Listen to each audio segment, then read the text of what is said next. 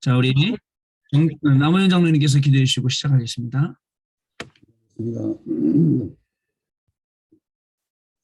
하나님 아버지, 흑암으로 뒤덮인 이 세상에 그리스도 예수를 보내셔서 우리를 구원하시고 생명으로 인도하여 주신 것을 감사드립니다.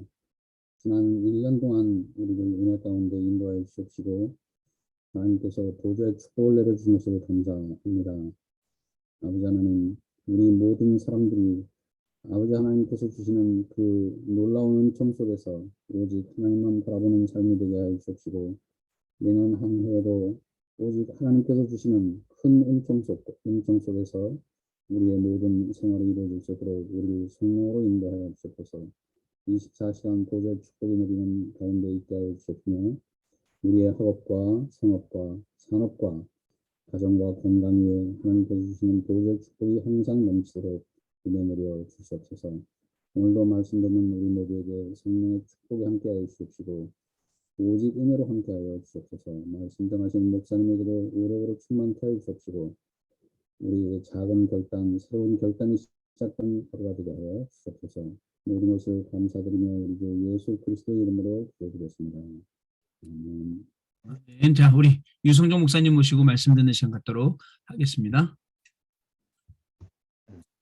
예, 오늘 새생명 새생활의 생활치유의 제목으로 말씀을 나누도록 하겠습니다. 우리가 영적 치유를 보면서 우리의 근본 문제가 어디에 있는가를 확인할 수 있었고요. 그것도 그 치유가 가장 실제적으로 적용이 되는 것이 마음의 치유라고 지난주에 말씀을 나누었습니다. 말씀드렸다시피 많은 사람들이 자기 마음을 마음대로 하지 못하고 마음이 끌려가는 대로 잡혀있는 대로 살아가면서 죽어가고 있는데 거기서 우리의 마음에 치유하는 가장 좋은 방법은 그것을 억지로 위로하고 마음을 잡기 위해서 노력하는 것이 아니라 우리에게 주신 언약과 또 이 축복이 무엇인가를 발견하면서 그것을 발견했을 때 새로운 각인이 생기고 그것이 오히려 우리에게 문이 되고 사명이 되고 또 우리 하는 인도하시는 축복의 방향이라는 것을 확인했습니다. 그러면 그것을 이제 유지하기 위해서 계속적으로 적용하기 위한 치유가 일어나야 하는 곳이 우리의 생활의 치유가 되겠는데요. 우리의 생활에는 여러 가지 생활이 있겠지만 뭐 가정생활도 있고 회사생활, 뭐 문화생활도 있고 여러 가지가 있겠지만 새생명 새생활에서는 뭐 새신자에게도 마찬가지고요. 또 우리 사명자에게도 적용돼야 될 부분이 신앙생활을 기준으로 신앙생활의 어떤 부분이 치유받으면서 어떻게 복음적으로 적용해야 되어야 하는지를 살펴봐야 되겠습니다. 그래서 특히 생활의 치유를 하기 위해서는 우리가 첫 번째 종교적 환경에서 벗어나야지 승리한다고 말씀을 주고 있습니다. 우리도 모르게 여러 가지 교권 사상에 붙잡혀 있을 수 있고요.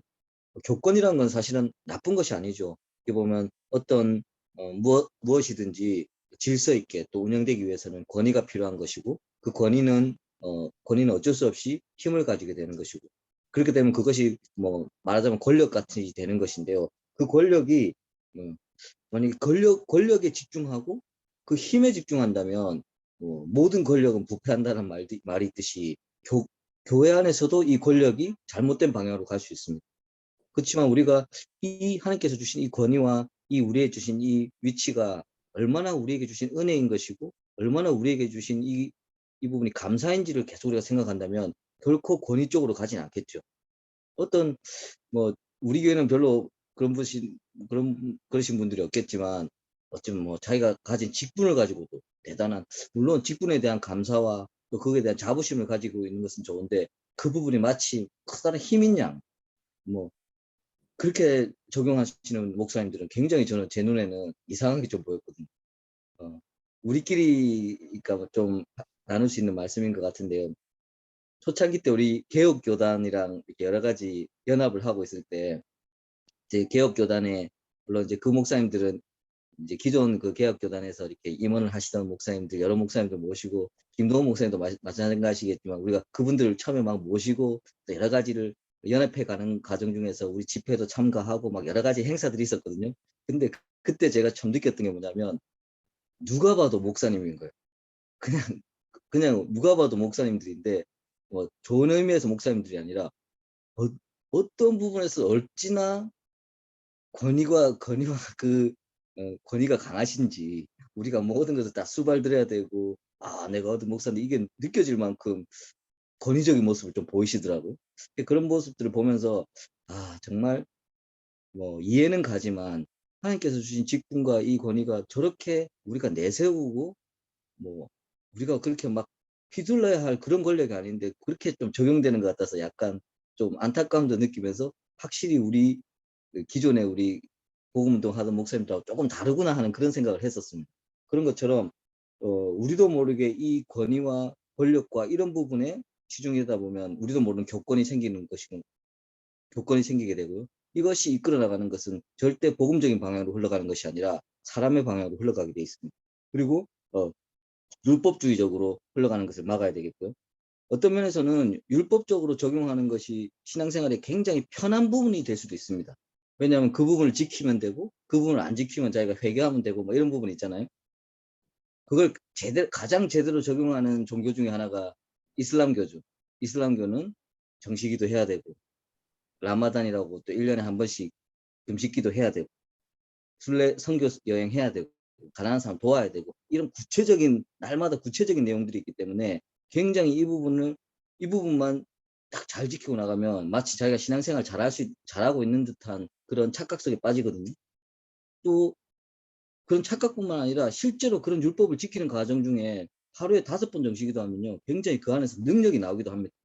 하지만 그래서 많은 사람들이 율법에 따라서 율법적으로 해석하고 율법적으로 살아가는 것을 굉장히 신앙생활이라고 생각하는데 그것은 잠시 힘을 낼 수도 있어 보이고 경건해 보일 수는 있지만 절대 복음이 우리에게 주고자 하는 것과 복음이 우리에게 지금 우리가 누려야 될 부분하고는 다른 방향이 있는 것입니다. 그래서 많은 기존 교회와 또 교회에서도 율법이 중심이 되고 율법적으로 해석하고 율법적으로 뭐 비난하고 이런 부분들이 많이 있는데 그것을 넘어서는 우리 신앙생활이 시작돼야 되겠고요. 세 번째는 박애정신, 경건주의, 열심주의로 빠지는 것을 경계해야 되는데 생각해 보면요, 여러분 사람들을 사랑하고 경건해지고 적극적으로 열심이고 이것은 하나도 나쁜 것이 아니지 않습니까? 근데 복음이 우선되지 않은 박애정신, 경건주의, 열심주의는 우리도 모르게 복음운동과는 다른 방향으로 우리의 생활이 점점 더 치우치게 돼 있고요. 어떻게 보면 이 박애와 경건과 열심은 진짜 복음적으로 우리가 적용했을 때 복음을 누리는 신앙생활을 했을 때 따라오는 것이 되겠죠. 좀 우스갯말로 처음에 우리 다락방 초창기 운동할 때 서로 사람들이 사명자들을 보면서 특히 또 목회자들 보면서 이런 비난들이 많이 있었어요. 우리 다락방 목사님들은 굉장히 복음을 깊게 깨닫는 것 같은데 사람을 아낄지도 모르고 사람을 사랑할지도 모르고 다락방 교회는 왜 사람을 아낄지도 모르고 또 사람들이 너무 자기 마음대로 행동하고 경건하지 않고 말씀만 부모만 얘기하지 다른 거 하나도 열심히 하지 않는다 이런 비난들이 되게 있었어요. 저도 조금만 율법적인 눈과 잘못된 눈을 보면 그런 판단을 할 수 있었고 제 자신에게도 그렇게 볼 수 있었는데 지금 지나가 보면요. 그때 우리에게 말씀이 우리를 자유케 하면서 그런 부분이 있었던 것도 사실은 그런 박애, 경건, 열심이 너무 좋은 거지만 그보다 더 중요한 것이 복음의 본질과 정확한 복음의 언약의 내용을 파악하는 것이었거든요. 근데 그것이 시간이 지나면서 여전히 우리가 사람을 사랑하지 않고 여전히 경건하지 않고 마음대로 행동하고 뭐든지 소극적이라면 사실은 우리가 복음을 제대로 적용하지 못하는 것이 되겠죠. 하지만 그 하나님께서 우리에게 가장 중요한 것을 먼저 적용시키시고 그런 부분들이 따라올 수 있도록 우리를 이끌어 나가시는 겁니다.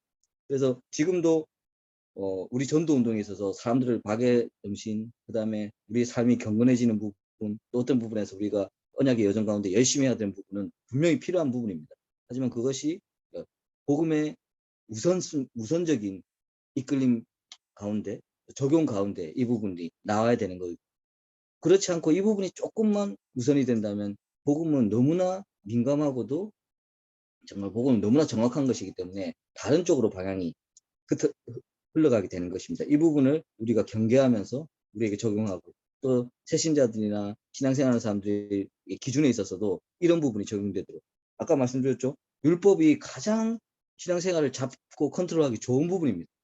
그리고 박애나 경건이나 열심은 사람들에게 감동을 주기 또 마음을 움직이기에 가장 좋은 부분일 수 있습니다.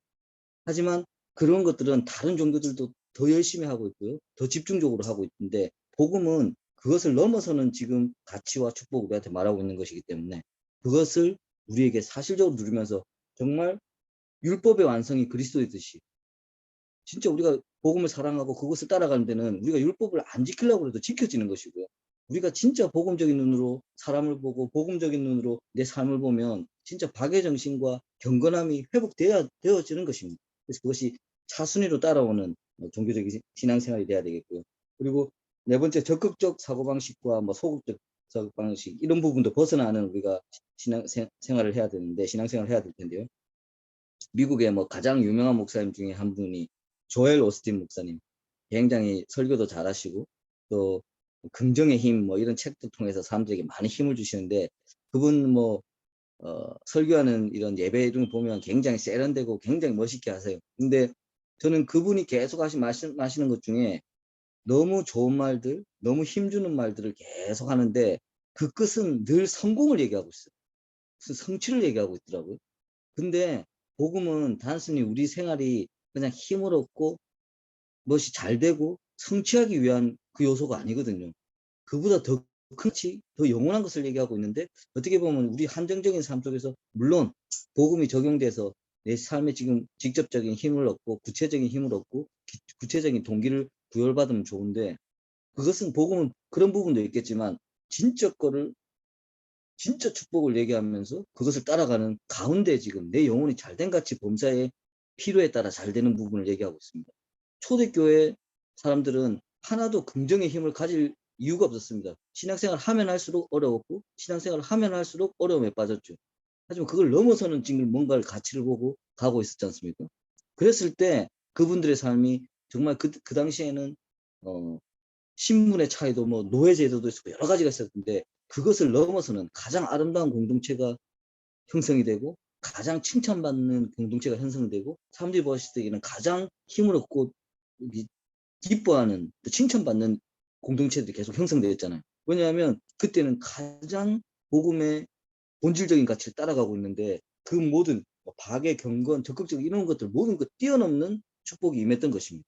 하지만 우리가 조금만 인간적이고 세상적인 기준으로 이걸 적용이 되면 율법이 더 강해 보이고 경건한 것이 박애적인 게 더 좋아 보이고 적극적 삶을 통해서 내 삶이 힘을 얻고 그렇지 열심히 막 여러 가지들을 힘을 얻는 것이 좋아 보이지 단순하게는 좋아 보일 수 있지만 진짜 복음이 우리 생활을 치유하는 부분에서는 그것이 우선이 되는 것이 아니라 복음이 가장 사실적으로 본질적으로 그러면 우리에게 주신 영원한 축복과 완전한 축복이 적용되는 가운데 나와야 되는 것입니다. 대부분의 신앙생활하는 사람들이 이런 기준에 맞춰서 신앙생활을 하고 있었고 다락방 전도운동이 뭐가 뭐 잘났다 특별하다가 아니라 이 많은 것에 이런 부분에 빠져있던 신앙생활을 통해서 진짜 본질이 예수가 그리스도라는 것을 당연한 말을 다시 한번 강조함으로써 새로운 전도운동의 흐름이 생겼지 않습니까? 그런 것처럼 이것은 지금도 우리에게 가장 사실적으로 적용돼야 되는 부분이 되겠습니다. 그랬을 때 우리는 우상의 두 번째 우상의 한계에서 벗어나야 되겠습니다. 형상 우상을 통해서도 많은 사람들이 우상 숭배를 하고 있고 많은 종교들은 당연히 이 형상에 대한 부분을 강조하고 또 절 같은 데도요. 여러분 저도 막 선교회 때 가서 대만이라든지 태국에도 대단한 절 같은 거 보면 저는 만들어지고 보이는 형상에도 벌써 압도당하더라고요. 그래가지고 예전에 대만에서 무슨 절 이름인지는 모르겠는데 어떤 절을 들어갔을 때 어떤 방이 진짜 막 높이가 한 10몇 미터는 되는 방이고 굉장히 넓은 방인데 딱 들어서자마자 그 방의 불상부터 시작해서 모든 것이 백옥으로 만들어졌었거든요. 그래서 싹 들어가는 순간 그때 이제 우리는 이제 여러 뭐 같이 선교 여행 같은 캠프 같은 목사님들과 또 대학생들과 같이 이제 이렇게 그냥 그 불교 신자인 것처럼 해서 들어가서 구경하고 했었는데 그 방에 들어가는 순간 너무 신기해서 좀 아찔함이 느껴지더라고요. 왜냐하면 너무 이렇게 생소한 환경과 너무 좀 이렇게 백옥으로 큰 동굴같이 지어져가지고 그 안에 백옥으로 불상을 딱 지어놨는데 들어가는 순간 무슨 제가 꿈을 꾸고 있는 듯한 느낌이 들 정도로 너무 신기하더라고요. 그런데 나오면서 하나같이 대학생들 몇 명이 그때 무슨 말을 하냐면 우리 RTC도 진짜 이런 시설을 통해서 막 지어야 된다. 우리 막 이런 막 이 도전 그 시설 지어놓은 거 보고 그 형상들을 보고 그런 우리 ROTC도 이런 방향으로 막 이런 얘기하길래 저는 그때 그 얘기했습니다. 우리 ROTC는 만약에 어떤 식으로 그때는 덕평을 중심으로 얘기했죠. 덕평도 막 이런 식으로 막 지어져야 된다 막 이런 얘기를 하는데 덕평은 전혀 이렇게 지어질 필요가 없다. 덕평은 전혀 우리가 보이는 형상을 위주로 할 필요가 없고 거기서는 가장 말씀되게 전달이 되고 그 말씀 따르는 제자를 세우는 것이지 이런 보이는 이런 거에 막 도취돼서 이렇게 할 필요는 없다고 생각하는 저는 오히려 그렇게 말했었거든요. 그럼 바티칸 성당에만 가도요. 그 안에 얼마나 아름답고 얼마나 멋진지 정말 그 분위기에도 압도당할 정도인데 그 모든 것들이 복음의 본질을 얘기하는 것이 아니라 형상이 만들어내는 얼마나 인간이 약한 것입니까? 눈에 보이고 신기하고 막 마리아상에서 피눈물만 나도 거기에 몇천 명, 몇만 명이 줄 서가지고 거기에 기도하고 있습니다. 유럽에 어디 가면요. 저도 유럽 이탈리아 갔을 때 약간 외곽으로 가니까 뭐 어디 아플 때 어느 성인상 앞에 가서 기도하고 어디 아플 때 뭐 경제가 안 좋을 때는 어느 성인상 앞에 전부 다 나누어져 있더라고요. 그 자체가 어마어마한 형상 우상이 되어 있었습니다. 그런 것은 당연히 우리가 배제해야 되는 부분이고 또 두 번째는 사상 우상이 우리 생활을 지배하는 쪽. 어떻게 보면 지금 우리가 정치 갖고 얘기하고 막 이런 부분도 사상과 되게 관련이 돼 있죠. 툭하면 뭐 빨갱이다 뭐다 뭐 태극기 부대다 이런 부분들이 굉장히 사상과 많이 연결이 돼 있습니다. 물론 정말 복음을 해치는 사상, 운동을 방해하는 사상을 우리가 배격하고 조심해야 되겠지만 더 중요한 것은 그 사상에 잡히는 순간 우리는 복음이 주는 진짜 흠을 놓칠 때가 더 많이 있습니다. 코로나라는 재앙이 오기 전에 정말 이미 교회가 권위를 잇는 사건들 그리고 교회가 정치와 이런 거 여러 가지 연결이 돼가지고 끌려가는 여러 가지 진짜 재앙이 있었습니다. 그 이후에 저는 여러 가지 이 실제적인 일이 또 벌어졌다고 생각하는데 우리가 뭐 기독교인은 나라를 생각하지 않아야 되냐 관심이 없어야 되냐 그것이 아니라 그것을 뛰어넘어서 살릴 수 있는 진짜 복음이 주는 그것에 우리가 잡혀서 그것을 따라가면서 신앙생활을 해야 되는 것이지 그 외에 사상과 정치와 여러 가지 이런 부분에 철학과 이런 부분에 묶여서 이 복음을 해석하면 안 되겠죠. 왜냐하면 그만큼 사상은 굉장히 무서운 힘이고 굉장히 우리를 이끌어가는 힘이 되는 것이고 또 굉장한 분열을 일으키는 내용이 되는 것입니다. 그래서 이 사상 우상을 넘어서는 우리가 그 우상에 잡히지 않아야 되겠고 또 교권 우상 아까 말씀드린 교권은 하나님께서 주신 우리의 은혜요 축복인데 그것이 힘이 되지 않도록 그리고 종교 우상 종교 우상이라는 거는 여러 가지 우리 복음을 종교적으로 해석하고 복음도 뭐 세상 사람들은 기독교도 뭐 종교 중에 하나 오히려 뭐 좋은 종교라고 하지 않고 오히려 막 유별난 종교 차라리 불교는 뭐 그렇고 천주교는 좀 거룩해라고 더 보이는데 교회 다니는 사람들은 요즘 더 욕 먹고 막 이런 양상도 보이고 있는데요.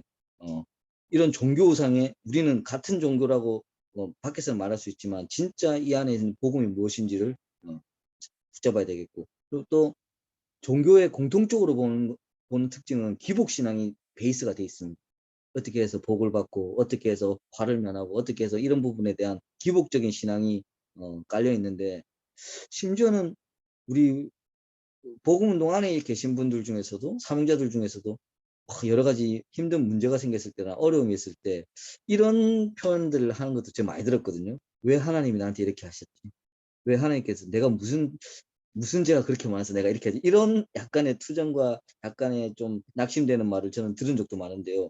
저는 그 상황과 어쩔 때는 저도 그런 생각이 들려고 할 때가 있습니다. 그런데 더 자세히 생각해 보면 내가 어떻게 해서 하나님이 이렇게 만든 것이 아니라 내가 빠져 있어서 사실은 빠져나오지 못한 것, 잡혀 있는 것 때문에 이 모든 결과들이 나오는 건데 마치 그때만 하나님이 다 이렇게 만드는 것처럼 또 막 세상 사람들은 우스갯 말로 하나님 살아계시면 이걸 가만히 놔두겠냐 하나님 죽은 것이 아니냐라고 표현하는데 진짜 하나님이 그걸 재앙적으로 대하기 시작하고 진짜 우리를 일거수일투족을 관여하기 시작하면 진짜 그런 일이 안 벌어질 수도 있겠죠. 귀신이 무당을 잡고 흔들듯이 그렇게 하나님 우리를 조절하시면 그런 일이 안 벌어질 수 있습니다. 하지만 하나님께서는 그 가장 큰 권력을 가지고 권능을 가지고 계시지만 가장 큰 사랑으로 우리를 대하고 계시기 때문에 사실은 그 어떤 우리의 잘못된 부분과 악한 부분도 다시 회복시킬 수 있는 능력, 심지어는 죽은 것도 살릴 수 있는 능력이 있기 때문에 하나님께서 우리를 방관 아닌 방관을 하고 계시는 거거든요. 근데 우리는 당장 보이는 기복신앙에 빠져서 종교적인 생각으로 이것을 해석하고 이걸 적용하고 이럴 때가 너무 많이 있습니다. 이것을 넘어서는 정말 치유가 일어나야 되겠습니다. 그랬을 때 세 번째, 각종 귀신 활동에서 벗어나야 승리할 수 있는 것이고, 뭐 우리는 이미 이런 부분에서 벗어나 있지만 많은 불신자들은, 또 많은 현장의 사람들은 이런 부분에 잡혀 있죠. 실제로 제사를 안 드리면 우리는 뭐 이미 안 드리니까 상관이 없지만, 이런 불신자였던 사람들이 제사를 안 드리면 당장 실제로 안 좋은 일이 생깁니다. 당장 꿈에 할아버지 나타나십니다. 그리고 뭐 이런 여러 가지, 귀신은 속이는 자고 얼마나 거짓말을 잘하는 자입니까? 그런, 마치 내가 이것을 하지 않으면 진짜 나에게 화를 오는 듯한 그런 여러 가지 분위기를 실제로 만들어내고 실제로 그런 일이 벌어지기도 합니다. 말하자면 사탄에게 잡힌 상태죠. 그것도, 그게 우리 문화를 두고 역사를 두고 우리에게 뿌리 깊게 내려 있는 것이죠. 만약에 진짜 우리가 제사를 통해서 부모님 돌아가신 영혼을 대접하지 않으면 그분들이 뭐 굶고 뭐 잘못됐다고 그러면 뭐 미국에 있는 조상들은 다 굶어 죽었지 않겠습니까? 그랬을 텐데 아무도 거기는 제사를 안 지내니까요. 그런데 그것이 우리의 틀이 되어 가지고 우리 상을 받고 있는 것이고, 각 나라마다 현장마다 이런 식으로 정말 이 제사 문화, 고사 문화, 점술, 역술, 미신이 사람들을 붙잡고 있는 것이죠. 그런데 이 제사나 고사나 점술, 역술, 미신에 빠지는 공통적인 이유는 우리의 지금 기준과 적용이 지금 육신에 있기 때문이거든요. 우리 살고 있는 삶에 있기 때문에 이런 거에 빠질 수밖에 없습니다. 우리는 경제가 필요하고, 우리는 건강이 필요하고, 우리는 어떤 갈등의 해결이 필요하고 이런 거기 때문에, 그러면 그럴수록 이런 거에 빠지게 돼 있죠. 우리는 사업을 제대로 해야 되고, 와, 누가 아픈데 빨리 나아야 되겠고, 진짜 불치병이라도 걸리고 어려운 병에 걸리면 진짜 나아야 되겠고, 어떤 사고가 났을 때는 진짜 도움이 필요하고, 이러면 이럴수록 제사, 고사, 점술, 역술, 미신, 부적에 빠지게 됩니다. 지금도 이번 코로나가 계속 유행하고 있을 때 저희들도 막 어려움이 많았지 않습니까? 교회도 예배도 잘 같이 못 드리고 한참 힘들고 있었을 때, 그때 TV 방송에 계속 어떤 나오는 친구 중에 하나가 예언하는 인도 소년에 대해서 막 나왔었어요. 인도 소년, 그 친구가 굉장히 유명한 친구인데 큰 사건들을 많이 예언했었는데, 코로나도 오기 전에 이런 질병이 날 것이라는 것을 예언을 했더라고요. 그러면서 그 이제 뉴스, 지구촌 뉴스 뭐 이렇게 해가지고 그 친구를 소개하면서 이 친구가 언제 코로나가 종식될 거라는 것을 예언했다는 것에 대한 내용을 보여주더라고요. 근데 이상하게도 저도 모르게 그 친구가 언제 종식될지 굉장히 관심이 가면서 저도 듣게 되더라고요. 왜냐하면 야, 이 코로나가 지금 위기고 이런데, 제가 지금 제 기억으로는 하여튼 2021년 한 5월 달쯤에 끝난다고 했던 것 같아요. 근데 그 전에 훨씬 전이었는데 5월 달에 끝난다. 그러니까 저도 모르게 그 말을 들으면서, 아, 5월 달쯤이면 좀 괜찮아지려라는 생각이 저도 모르게 불현듯 드는 것이죠. 왜냐하면 여러 가지 어려움과 힘든 상황 중에 있을 때 그 사람들이 어떤 그 우상에 잡힌, 귀신에 잡힌 사람이 하는 말을 듣고 그 안에서 희망을 가지고 위안을 가질 수밖에 없는 그런 상태가 되는 것이죠. 물론 진짜 우리가 이 코로나 상태가 빨리 끝나야 되겠지만, 이 상황을 통해서 진짜 전도자들이 현장에 가는 문을 열고 진짜 영적 서밋이 일어나기 시작하고 진짜 선교를 해야 될 여러 가지 부분이 회복됐을 때, 하나님께서는 그 시간표에 맞춰서 코로나도 빨리 종식시킬 수 있을 거라고 생각합니다. 그런데 우리도 모르게 삶의 기준으로, 생활의 기준으로 봤을 때는 그런 미신과 역술과 점술에 빠질 수밖에 없는 그런 상황이 되는 것이죠. 그래서 많은 사람들이 이런 부분에 빠져 있는 부분에 대해서 우리는 치유를 해야 되고요. 이 부분이 당장에는 여러 가지 위안을 주는 것 같고 희망을 주는 것 같지만, 그것이 깊어지면 깊어질수록 사단은 자기의 권력 안에, 자기의 정말 주관 안으로 사람들을 계속 끌어가는 것입니다. 심지어는 우리가 복음적인 부분에 있어서도, 복음은 당연히 우리가 어떤 형상이라든지 이런 미신적인 요소를 다 없앴죠. 그런데 이것이 조금만 비껴난 천주교만 하더라도 어마어마한 우상과 미신적인 요소들이 그 안에 들어 있습니다. 심지어는 지금도 우리가 막 예수님 사진이라든지 십자가 걸어놓고 막 이 부분에 대해서 되게 막 경건하게 생각하고 기도하고 이런 부분이 있는데, 물론 그 의미를 생각하는 정도로 하면 좋겠지만, 그 자체가 무슨 힘이 있는 듯이, 그 자체가 무슨 나에게 무슨 축복을 주는 듯이 우리도 모르게 그런 식으로 쏠려갈 수가 있기 때문에 그런 것을 벗어나는 정말 그런 것도 물론 막 본격적으로 귀신이 적용되는 건 아니겠지만 그것이 우상화되는 순간 복음 다른 쪽으로 적용이 되는 것입니다. 그래서 세상에서 하고 있는 여러 가지 제사와 고사, 점술, 역수, 미신을 정말 뛰어넘는 힘을 그리고 완전한 답을 이미 우리에게 주셨기 때문에 그것을 가지고 우리는 그 현장을 살려야 되겠고 그것을 가지고 이것에 빠져 있는 사람들에게 더 담대한 증거를 줄 수 있어야 되는 것입니다. 그랬을 때 네 번째는 우리가 환경의 치유가 일어나겠는데요. 여러 가지 다툼과 갈등 속에서 다툼과 갈등의 공통적인 특징은 그 안에는 여러 가지 분열이라는 공통적인 부분이 있고요. 또 자기의 입장이라는 부분이 있겠죠. 근데 이런 부분 때문에 다툼과 갈등은 어떤 현장에도 있을 수밖에 없고 심지어는 우리 가정에서도 이런 부분이 있을 수밖에 없고 우리가 갖고 있는 업의 현장에서도 교회 안에서도 다툼과 갈등이 너무나 많이 있지 않습니까?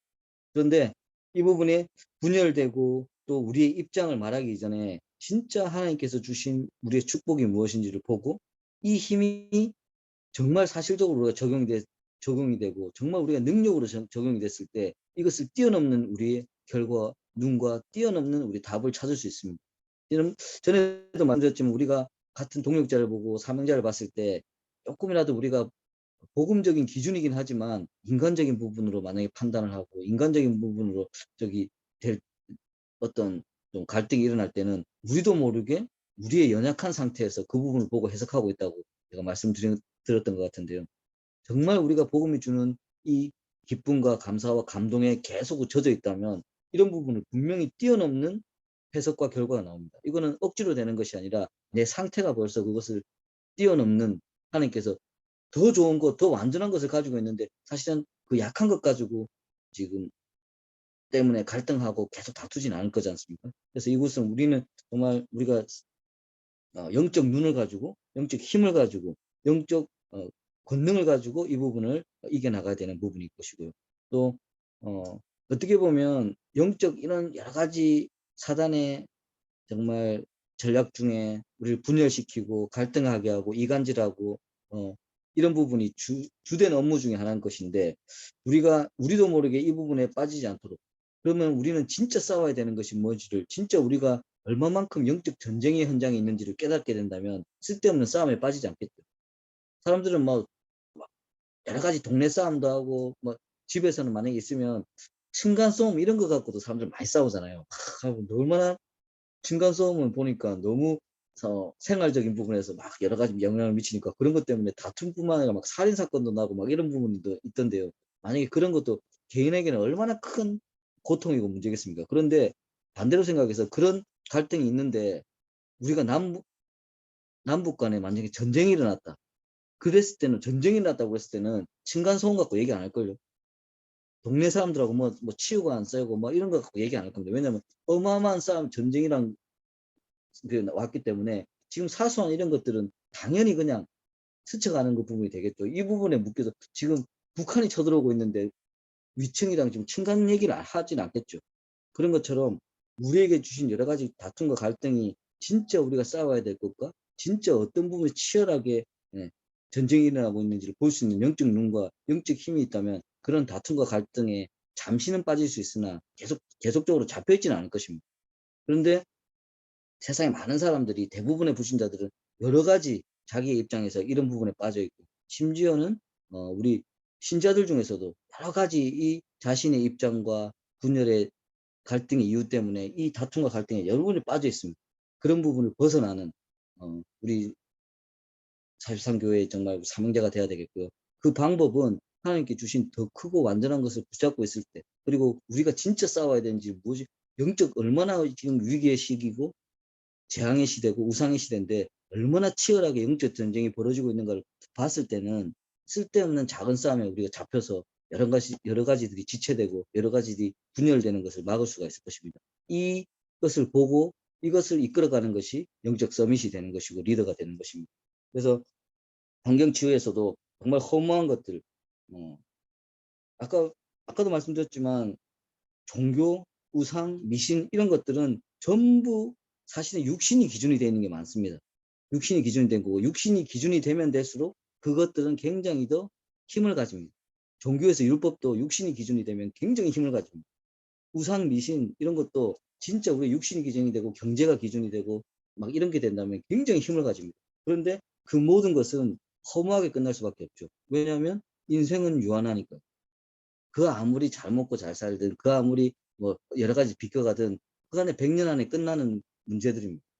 그래서 그 어떤 것을 즐기든 그 어떤 것을 해결해 나가든 아마 저와 여러분들이 나중에 눈 감는 그 육신의 시간표 끝나는 날에는 진짜 주마등처럼 끝나가면서 진짜 쏜 화살같이 쓱 지나가는 하나의 사건에 불과하지 않을 정도로 우리 인생이 그렇게 느껴질 겁니다. 그렇다면 그 허무한 인생에 하나님께서 우리에게 영원한 답을 주셨고 그 이후에 하나님 나라의 축복을 주셨는데 이것이 기준이 되어서 우리가 적용했을 때는 굉장히 다른 결과들이 나오고 이것이 진짜 우리의 기준이 됐을 때는 진짜 우상과 미신과 종교를 무너뜨리는 그 적용들이 시작되는 것입니다. 이것이 우리의 생활에 가장 중요한 치유가 되는 것이고요. 우리 생활에 가장 중요한 능력이 되는 것입니다.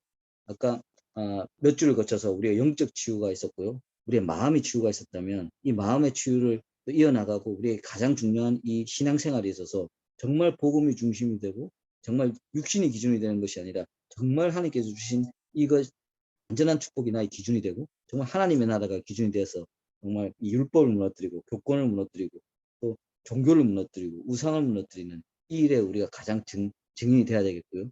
이 일에 대한 구체적인 우리 체험과 가진 것이 있어야지 새신자들과 또 세상 사람들은 다 이것에 붙잡혀 있거든요. 그리고 대부분의 복음 안에 있는 사람들도 이런 부분에 잡혀 있는 부분이 많이 있습니다. 이 부분을 우리가 뭐 잘나서 이 부분을 초월했다가 아니라 진짜 것을 발견하고 이것에서 정말 하나님께 주신 것을 분별해 나가는 영적 서밋으로 서면서 정말 복음 운동의 가장 중요한 증인이 되어야 되겠습니다. 오늘도 우리 43교육 가장 귀한 사명자들이 이 축복을 누리면서 이것이 내 삶을, 내 생활을 치유할 수 있도록 우리도 모르게 자꾸 육신적이고 또 종교적이고 우상적인 거 율법적인 것에 잡혀서 진짜 거를 놓치지 않도록 하지만 하나님께서 주신 것들을 완전히 붙잡았을 때는 이것들이 회복시켜 나가는 우리의 삶과 우리의 현장과 내 자신을 보면서 가장 내게 있는 것을 현장에 전달할 수 있는 가장 축복과 능력의 증인이 될 수 있도록 축복드리겠습니다. 하나님 우리에게 주신 완전한 축복, 영원한 축복을 다시 한번 말씀을 나누며 또 확인하게 하시니 감사를 드립니다.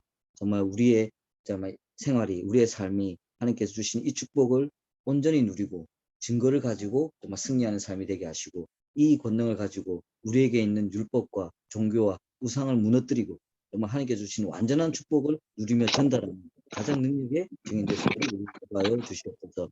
이 일을 삼교국 귀한 사명자들이 가장 정말 증인이 되게 하시고 이 증거를 가지고 정말 우리 교회와 우리 복음운동의 흐름과 정말 237 나라 운동의 정말 선교적인 흐름도 바꾸는 가장 능력이 증인될 수 있도록 우리를 축복하고 인도하여 주시옵소서. 모든 말씀 살아계신 예수 그리스도 이름으로 기도드렸습니다.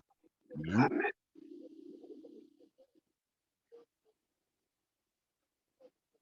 겠습니다.